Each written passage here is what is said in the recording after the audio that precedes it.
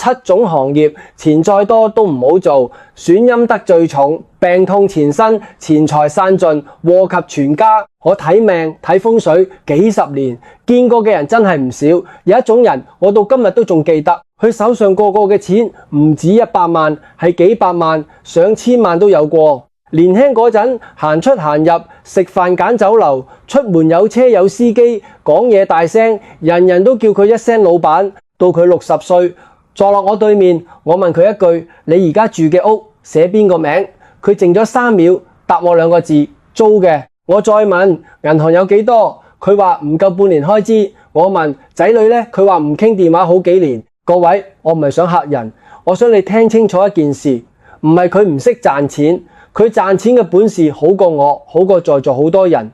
問題係佢賺嘅錢冇根。你行落樓下望一望，街市賣菜嘅阿嬸，做茶餐廳嘅師傅，屋苑門口坐嘅保安大佬，一世人賺唔到幾多，一個月萬幾2萬，慢慢捱。但係佢70歲，屋係自己嘅，仔女結咗婚，逢星期日返嚟食飯，夜晚頭一捱枕頭就瞓着。你話佢有錢唔算有錢，但係佢有嘢揸手。另一邊有人賺得佢10倍，一個月落袋10幾萬，但屋企日日嘈，太太唔傾佢，仔唔認佢，夜晚3點鐘自己張開眼，50歲已經血壓、腸胃、心口全部出聲。同一個香港，同一個天空底下，點解會差咁遠？差就差在嗰啲錢係邊度嚟？今日我唔想同你講善惡，我唔係做和尚，我唔講經，我今日同你講嘅係命理裏面最實際嘅一樣嘢。有啲錢有庫，有啲錢冇庫。命理叫做正財同偏財，有種錢入嚟係會流落嚟嘅，有種錢入嚟係會流走嘅。你賺得幾多唔重要，留唔留得住先係關鍵。今日我講7種行業係幾十年睇命睇風水睇出嚟嘅7種，你唔一定同意，但我保證你聽完會諗起1、2個人。我先講一句，第一種喺香港而家有成千上萬人做，而受害嘅大部分係60歲以上嘅老人家，可能就係你阿爸阿媽，又或者可能就係你自己。仲有一件事我要講清楚，如果你自己或者你仔女而家就係做緊裏面某一種，唔好即刻刮起心肝話我教壞人。你聽到最後，我會講清楚點處理，收得手嘅點樣收，一時三刻收唔到手嘅，最少要守住啲乜嘢，逃避冇用，睇清楚先有得救。先講底子，正財同偏財。點解有錢冇庫？正財係乜？係你用功夫、用手藝、用時間換返嚟嘅錢。呢種錢慢，好慢，一個月就係咁多。但佢有庫，有庫嘅意思係佢會積落嚟，變成一層樓、一啲金、一本存摺、一份保險。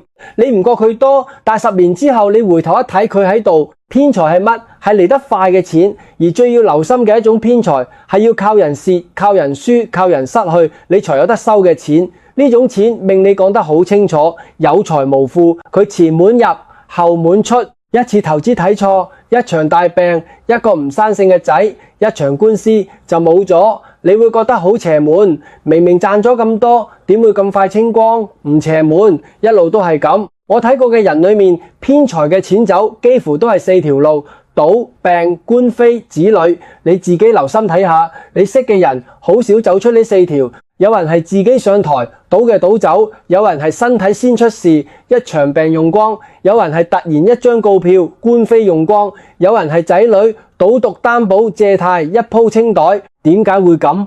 因為賺錢嘅方法唔止係食飯嘅工具，你做嘅行業係你每日吸10個鐘嘅氣，你日日吸乜嘢氣，你個人就出乜嘢氣，你屋企就出乜嘢氣。呢個唔傳，你返到屋企，屋企人一望你面色就知你今日做過乜。氣係咁樣傳嘅。第一種，攞老實人嘅錢，尤其係老人家嘅錢。先講最貼身嘅，呢個唔係外國嘅事，唔係戲，係香港每日發生嘅事。現象你都見過，電話騙案一開口就話你有筆錢要處理，投資項目包賺唔蝕，保本保息，你入10萬，落個月就有回報，假保健品、假療程，專攻長者，話食3個月膝頭唔痛，仲有層壓式推銷。最陰嘅係佢要你拉自己親戚落線，你阿姨、你姑媽、你老同學，一個一個拉落去。點解呢種錢一定唔聚？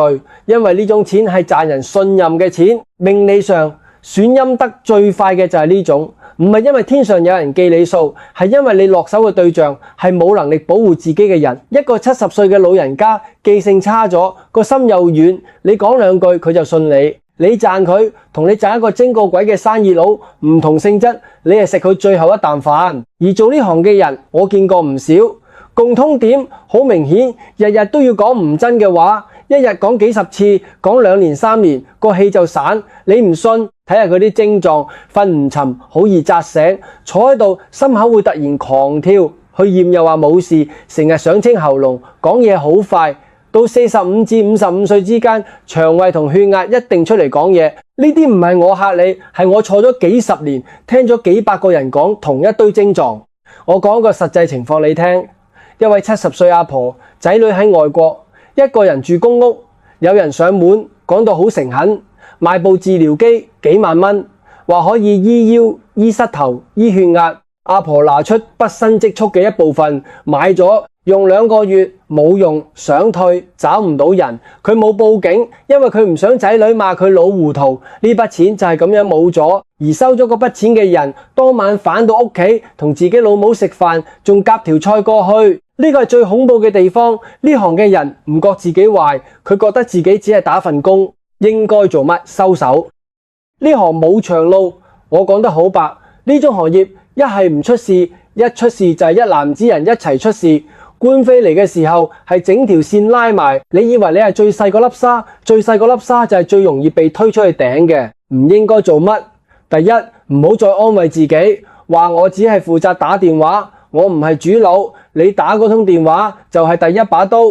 第二，千萬唔好拉自己親戚落嚟湊夠人數，你賺陌生人嘅錢，屋企仲有人幫你，你賺埋自己親戚，你以後跌親都冇人扶你，點化解？唔好諗擺個貔貅放個水晶就當抵咗。我講真話，擺屋企啲風水救唔到呢一樣。唯一有用嘅，第一係能力範圍內退返，退幾成算幾成，退唔到全部都退。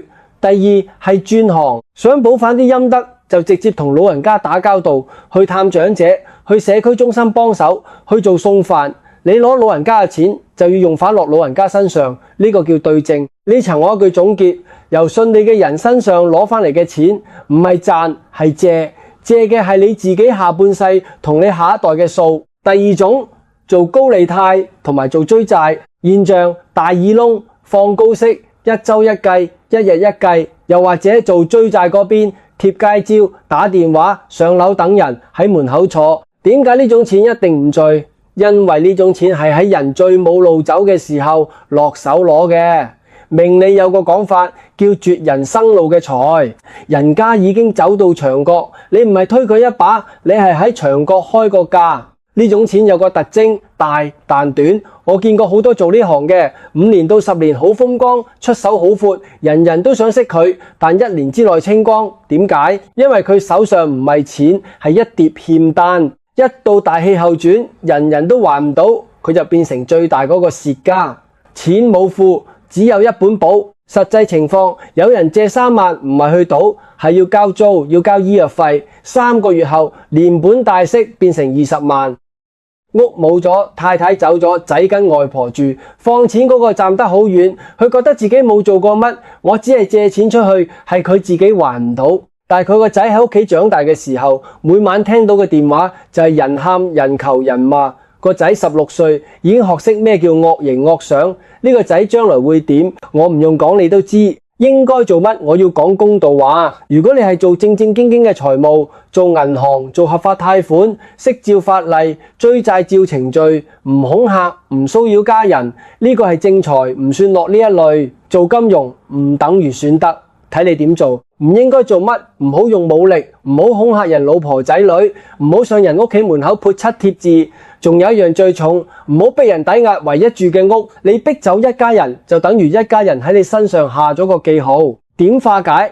呢個化解好實際，真真正正走投無路嘅個案，你將超出嘅利息減咗，甚至一筆撇咗，呢個叫直接積陰德，好過你買10個聚寶盤。我唔怕講到得罪人，買嘢擺屋企容易，寫張減息通知書難，但難嗰樣才係有用嗰樣。呢層總結，你喺人冇路嘅時候攞嘅錢，將來你自己冇路嘅時候，你就會嘗到佢係咩味。第三種，賣害人嘅嘢，假藥物、毒食物、成癮嘅嘢，現象假藥、假保健品、冇來源嘅補品、浸過藥水嘅食材、過期改標籤、私煙私酒，最極端嘅係毒品。點解一定唔聚財而且會出病？呢一種五行同陰德兩邊都佔。你賣嘅係人食落肚、飲落喉、吸落肺嘅嘢，你落毒喺裏面。命理上有句好殘忍嘅話，由人家嘅病賺翻嚟嘅錢，好難唔變成你自己或者你屋企人嘅病。呢個就係標題講嘅病痛纏身。但我唔用玄嘅方法講，我用實際嘅講。做呢行嘅人，日日親手接觸嗰件毒嘢，手掂、鼻聞、口試，倉庫氣味吸足10個鐘，加上心不安，日日怕人查、怕人告、怕人食完出事，唔用等因果，慢慢嚟，個身體先同你算數。實際情況，有人賣所謂健康產品，專攻關節痛嘅長者，啲阿伯阿婆食3個月，膝頭冇好，反而腎功能出事，要覆診，要抽血，仲要瞞住仔女。個賣嘅人賺咗幾十萬，之後自己身體出問題，用咗幾十萬去醫。你話呢啲係咪報應？我唔用呢個詞，我話你聽，呢啲叫錢冇庫，一入一出，喺你身上打個轉就走。應該做乜？我要幫一大班人講句話，做飲食、做藥房、做食品、做超市、做外賣，本身係好行業，正財好穩，因為人人都要食。你只要守住2樣，來源要正，日期要準。你守得住呢行，可以做到你80歲，仲可以交落你個仔。千萬唔好為多1倍利潤去換一世名聲。唔應該做乜？唔好因為便宜就收來源不明嘅貨，唔好將過期嘅嘢撕標籤再貼，唔好諗住食唔死人就冇事。你要記住一樣，食嘢出事係會查得到嘅，一查出嚟，你成間鋪、成個牌、成個姓一次過冇咗，點化解？斷貨，就算蝕都要斷。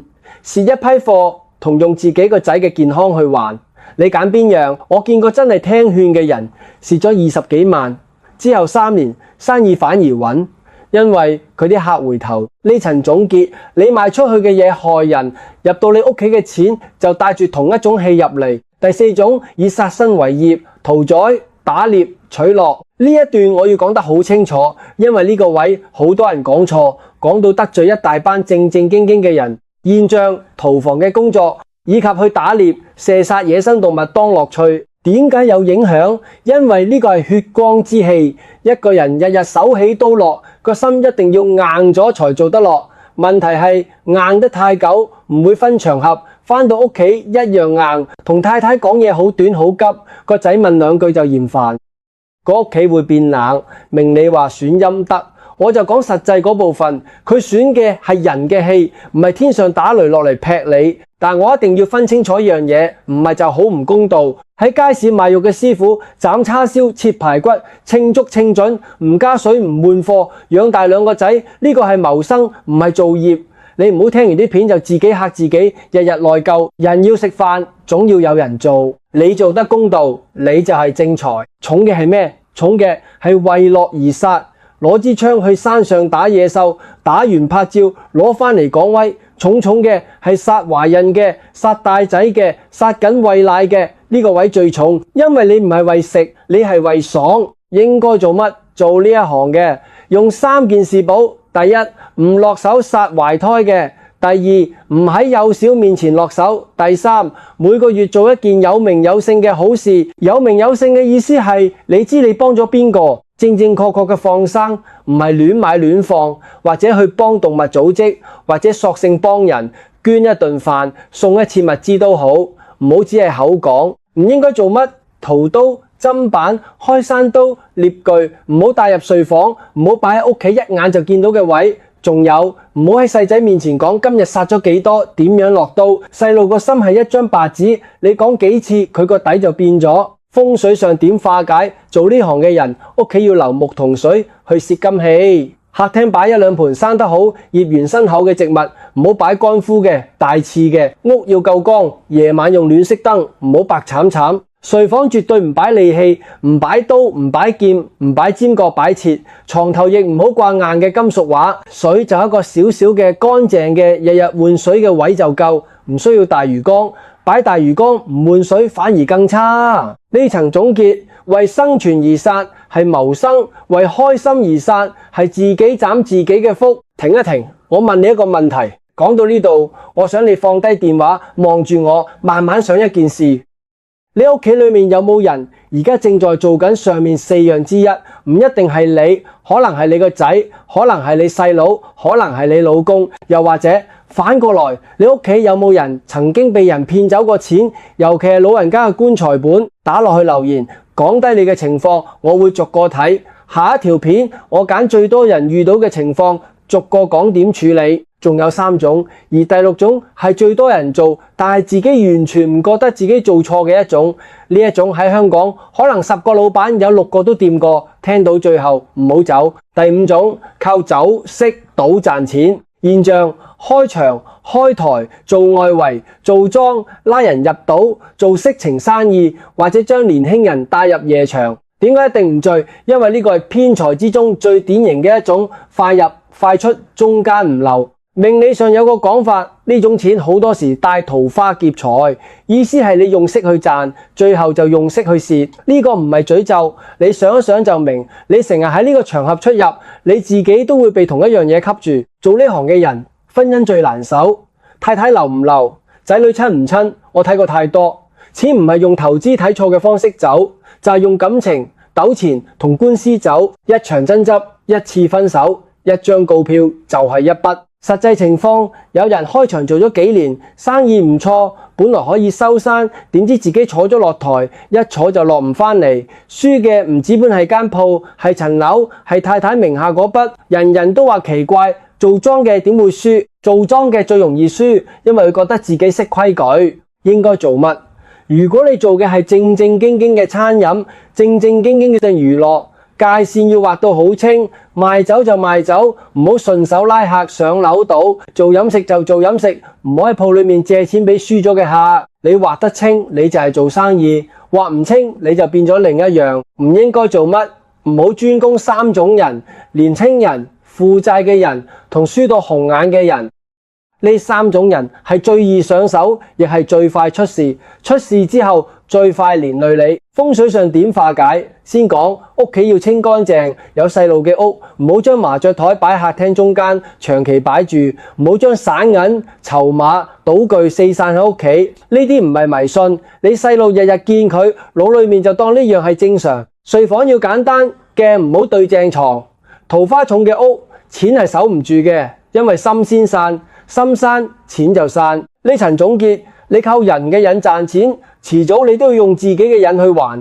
第6種，靠刻薄手下、刻薄弱者賺錢。嚟到呢一種，我要你聽得特別留心，因為呢一種唔犯法現象，唔係黑社會，唔係騙案，係做法。拖工人工資2個月唔發，話係為留人，叫人加班唔算錢，話係公司文化。租客走投無路嗰陣加租，加到佢要搬去更細嘅地方，甚至搬去街。接咗工程之後偷料，水泥薄1層，鋼筋細1號。人家急錢賣樓，你壓價壓到最低，仲要拖佢2個星期，等佢最急嗰日才簽。點解呢種錢唔罪？呢個叫賺得刻薄嘅錢，佢仲係合法嘅錢，所以做嘅人完全唔覺自己有錯。佢會話市價係咁，佢自己肯簽，我又冇拿槍指住佢。就係因為咁，呢一種最普遍，做得最長，磨嘅陰德亦最長。前面幾種做幾年可能就出事，出事咁樣就停。呢一種可以做30年，一路做一路磨。表現係咩？我講你聽，你自己對號。呢種人多數唔窮，錢係有，但屋唔安。仔女對佢客氣，但唔親。講嘢用完就停，唔會同佢傾心事。手下唔忠，做2年就走。走嗰陣笑笑口，背後乜都唔講。屋企細事變大事，1星期嘈1次，身體就耗喺一樣嘢上面。生氣，日日生氣，肝、血壓、心全部埋單。實際情況，包租公將1個單位間6間，個個窗都對牆。租客其中1個失業，佢揀嗰個月加租。租客搬走，佢即刻補到新客，帳面靚。又或者細老闆扣員工2個月薪，話係押金制，等你走嗰陣才計。員工唔敢嘈，因為要供樓，老闆覺得自己好精明，成本控制得好好。應該做乜？呢個化解係全部7種裡面最便宜、最易做，亦最強嘅。準時足額早1日發。我講真，唔好笑。你每個月準時發足，你就每個月積1次陰德，1年12次，10年120次。世界上冇一樣風水擺設可以1年幫你行運120次，呢個係最抵嘅一樣。唔應該做乜？唔好切弱者嗰份去補自己嗰份。仲有一句我要講重，唔好用法律容許就等於做得嘅心態。法律係最低嘅一條線，唔係做人嘅標準。你踩住條線行，條線遲早會斷。點化解？每年做清一件事就夠。你自己心裡面清楚，你曾經喺邊一單上面壓過人，揀一單處理返、補返差額，或者退返，或者當面講一句一單就好，但要做真。你會發現一件好圓達、好實在嘅事。你做完之後，屋企會靜一啲。呢層總結，呢種錢唔會令你窮，佢令你屋企唔安，而屋企唔安，錢就唔會住得長。第7種，以人為貨，販賣人口、器官、逼良為娼。呢一種我講得短，講得重，我唔會描述細節。點解呢個係最後一級？因為前面6種係攞人嘅錢、攞人嘅力、攞人嘅健康，呢一種係攞人本身。命理上，我講一句唔留餘地嘅話，呢一種冇化解，冇任何屋企佈局，冇任何開光物品，冇任何法事，冇任何善事補得返，因為人家失去嘅嘢係拿唔返嘅。一個人被毀嘅一生，你捐幾多都補唔到。實際結局係點？我睇咗幾十年，行呢條路嘅人幾乎冇一個有安穩收尾。官非係一世嘅，屋企背嘅係一世嘅名，仔孫改姓都甩唔到嗰把口水。你以為你可以做完就退，退唔到，因為你手上有人嘅一生。唯一應該做嘅一樣，離開，講出來，救得幾個救幾個。呢個唔係補陰德，呢個係還。呢層總結，有啲錢攞完之後，連條回頭路都冇。3個徵兆，睇你嘅錢有冇富。好，唔講人，講你。你唔用查你八字，唔用揀日子，用3樣嘢自己照鏡。第一樣，你夜晚瞓唔瞓得着？有根嘅錢，頭一挨枕頭就瞓，因為你冇嘢要瞞，冇人會突然你。冇根嘅錢，2、3點自己張開眼，心口跳，開始想明日邊個會打電話嚟，邊單會爆，邊個客會反。你可以買1萬蚊嘅床褥，冇用嘅。個枕頭唔係問題，個心係。第二樣，你收到嘅錢有冇變成守得住嘅嘢？你做呢份工做咗5年，你今日誠實答自己，5年之間你多咗1層樓，多咗啲金，多咗一本存摺，一份保單，定係只多咗1部車、1隻錶、一堆分期、一筆卡債？我睇風水去人屋企，其中一樣我一定會望，屋企有冇一個位係擺得穩、放得低、唔用動嘅？有嘅，多數係有庫，整間屋都係擺出嚟俾人睇嘅嘢，多數冇庫。第3樣，你仔女點同你講嘢？呢個係最靈嘅一樣，亦係最少人肯認嘅一樣。細路知嘅嘢比你想象多好多，佢知你點賺錢，佢唔會當面講，但佢會照佢知嘅嘢去做人。屋企出現咗一個狀態，個仔唔再同你講學校嘅事，唔再講佢啲朋友，唔再講佢想做乜，問一句答一句，答完低頭。呢個係最早出現嘅警號，比破財早，比生病早。3樣裡面中1樣留心，中2樣你要坐低諗，3樣都中，唔用問我，你自己知答案。陰德同下一代，禍及全家係咩意思？標題講禍及全家，我要講到你信得過，唔係嚇你。我唔會同你講天上有人記名，然後打雷落你屋企。我講我睇過幾百個家庭之後見到嘅實情，德薄嘅家庭下一代好難起。具體係3條路，好清楚。第一條，仔女讀唔上，因為屋企唔靜，日日嘈，日日怕，日日有人上門。冇一個細路可以喺呢種戲裏面坐得定溫書，唔係佢唔聰明，係佢冇環境。第2條，仔女學你嘅方法賺錢，呢條最傷。你教佢唔到，佢係睇你嘅。你講100次要老實，佢見你一次靠客人收錢，佢信嗰次。到佢30歲，佢用同一套方法跌得比你更快，因為佢冇你嘅運。第3條，仔女長大之後唔信人，屋企成日講人心黑，講唔好信人，講世界就係咁，佢就真係唔信人。一個唔信人嘅人，一世冇貴人。你可以留1層樓俾佢，你留唔到一個肯喺佢跌親嗰日扶佢起身嘅人。命理有個字叫蔭，父母留屋，仔女有瓦遮頭；父母留德，仔女跌親嗰陣有人扶。第一樣決定佢20歲住邊，第二樣決定佢40歲行唔行得通。你信我，40歲嗰關靠嘅唔係首期。一句總結，你留錢俾個仔，但嗰筆錢係由人嘅眼淚攞返嚟嘅，你就等於留一間屋俾佢，而屋係建喺陷落嘅泥上面。化解，如果已經做咗或者仲做緊，點算？講到呢度唔可以講完就走，講問題唔講辦法係唔負責。第一步，收手或者收勢。我唔會叫你聽完呢條片明日就辭工，你要交租，你要供書教學，我知，所以我講一個做得到嘅方法，定一個期，6個月，6個月之內每個月減一部分。第一個月唔再接新單，唔再拉新人，第二個月減30%，一路減落去。同時6個月之內一定要搞好下一份，方向唔難揀，你揀一樣要用手、用時間、用真本事嘅嘢。呢啲慢，但呢啲有付。我要提醒一句，唔好一路做一路諗住我遲下會停。呢句話係最貴嘅一句話，定死日子，寫落張紙貼喺門後面。第二步，積陰德要具體，唔係去拜。呢句我講得好白，我唔怕人唔開心，一路做同一份損德嘅工，一路拿大錢去拜、去捐、去做法事，冇用，冇用嘅。你唔可以一隻手攞人嘅錢，另一隻手交錢買個安心。要做3樣有名有姓嘅。一樣，退返。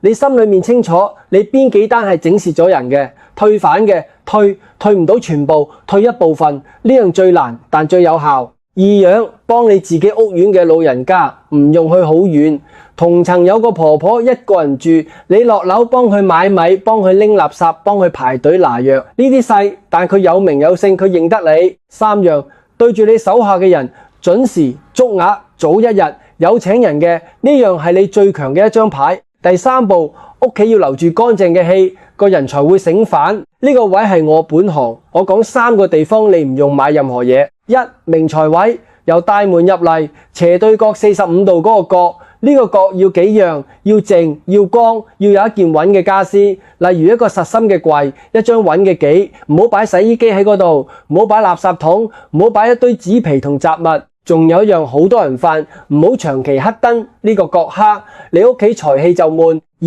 廚房同米缸，米缸要夠米，唔好見底，呢個係老一輩嘅做法，但佢有道理。呢個位係一間屋嘅財富，爐頭要擦乾淨，唔好積住一層油。雪櫃唔好放壞嘢，雪櫃深處有嘢爛咗你唔知，呢個叫庫裏面有負氣。今晚就開雪櫃清一次，唔用等好日子。三，漏水，水龍頭滴水，廁所水箱長流，洗手盆下面陰濕，1個星期之內修好。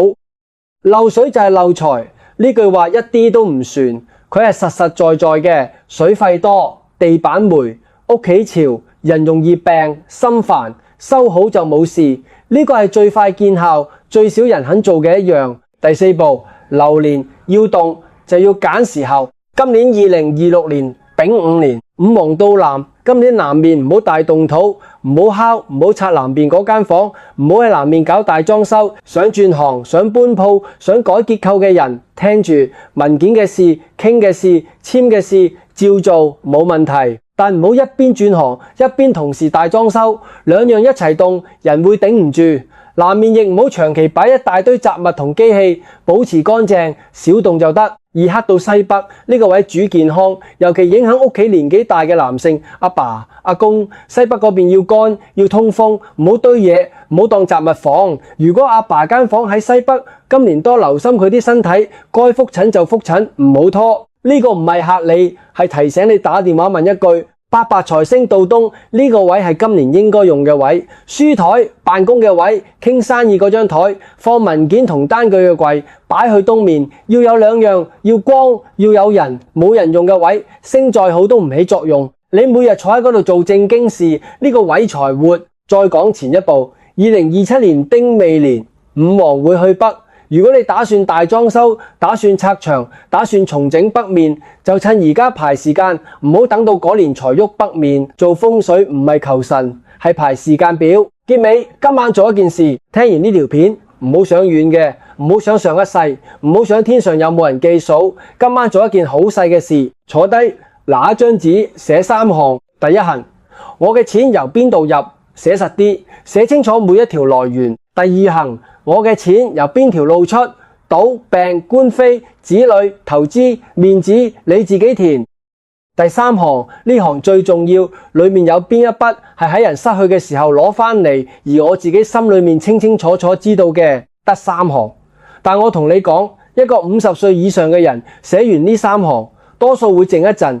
好多人捱咗一世，唔明點解手上一路過錢，一路唔留。答案就喺第三行。最後我講一句，唔想高調，唔嚇人。風水唔係迷信，風水唔係買個銅殘槽擺喺門口，唔係怕呢日怕嗰時，唔係花錢買個平安。風水係識得排好個空間，守住乾淨嘅氣場，守住自己個心唔亂，守住屋企唔嘈，同埋識得邊種錢唔應該接。錢冇根，屋幾大都守唔住；錢有根，你個仔到40歲都仲用得着。你或者你家人有冇做過上面講嘅其中一種，或者曾經被人騙走過錢，寫落留言，做邊行喺邊區，而家情況點？我會揀最多人遇到嘅情況，喺下一條片講深啲，逐樣講點處理，屋企點擺，幾時動。請訂閱頻道。之後我會繼續講風水財運、家居佈局、命理同香港流年運勢。你訂閱一次之後，每一條我都會用今日呢種講法同你講清楚，唔嚇你，唔賣嘢，只講實用嘅。